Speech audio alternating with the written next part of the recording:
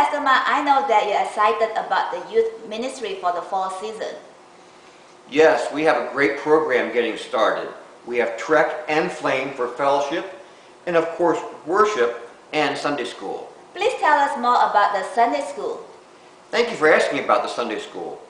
Each Christian parent has a very important responsibility to their own son or daughter. In Deuteronomy 6, we read this: "These commandments that I give you today are to be upon your hearts. Impress them on your children. Talk about them when you sit at home, and when you walk along the road, when you lie down, and when you get up." Here in the NIV it says, "Impress them on your children." In the original Hebrew, it's the word shanan. And the word means to teach by constant repetition, constant and regular exposure and intensity, so that the words deeply penetrate the minds of our youth. So, where does the church youth program fit in? This kind of spiritual teaching is primarily the parents' role, as shown here and in Ephesians chapter 6. But it is aided by the teaching ministry of the church, especially included in the Sunday school program you were asking about.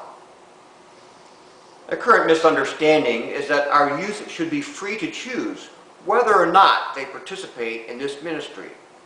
I am talking about the Sunday school in particular, but then this also applies to worship and youth fellowship too. When you think of it, in other areas of life, we know that youth are not mature enough to make such decisions for themselves. For example, they're not old enough to choose whether or not to go to school Monday through Friday. They're not old enough to vote in a government election. They cannot yet decide about drinking alcohol and many other things. What about the youth in our church? Young people who are living under their parents' care are also not mature enough to make their own decisions about their spiritual needs and opportunities. In recent years, I have heard our young people, I've heard of them not attending our church ministries, but instead choosing to do things like stay home and do homework, prepare for ACT tests, stay at home to practice their violin or piano, or even go to a shopping mall. Some have chosen to work at a restaurant, to go to school clubs, to play sports, or to even prepare for Chinese school. I'm not making up these examples. These are the things I've heard that they have done in place of going to these important church ministries. Well, this sounds like some good things for them to do. Well, in 1 Peter 5:8, it says that the devil prowls around like a roaring lion, looking for someone to devour. Certainly, our young people are the devil's target. And there is no doubt in our mind that if we allow our youth to make their own decisions, then Satan will tempt them with all kinds of appealing alternatives. Some of these alternatives may be good things, but they are not the best things that God has for them, especially if these alternatives are interfering with the teaching of God's Word. What do you think is best for the youth of our church? Well, among the best things that God has for our young people is the youth ministry of our church. I know that most or all parents in our church are very supportive of this. However, if their son or daughter is unavailable, then the effect of this ministry is basically canceled out. Let me illustrate my concern in one area.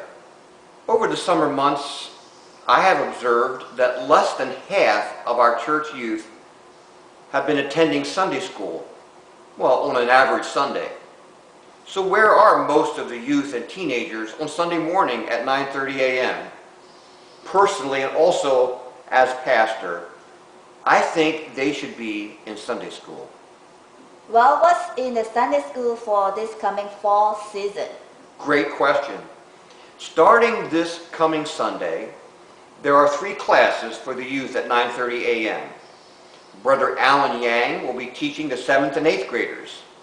Audrey Cho will be teaching the high school girls, and Colin Ohms will be teaching the high school boys.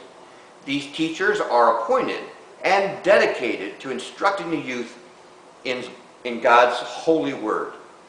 How can you attract these youth to these Sunday school classes? Certainly, I will urge the youth to participate as I have opportunity. However, it is not enough for me to encourage our youth to attend the programs at our church. Parents, they need to provide the primary direction. And it is my prayer that parents will join me in praying about this and that they will do their best.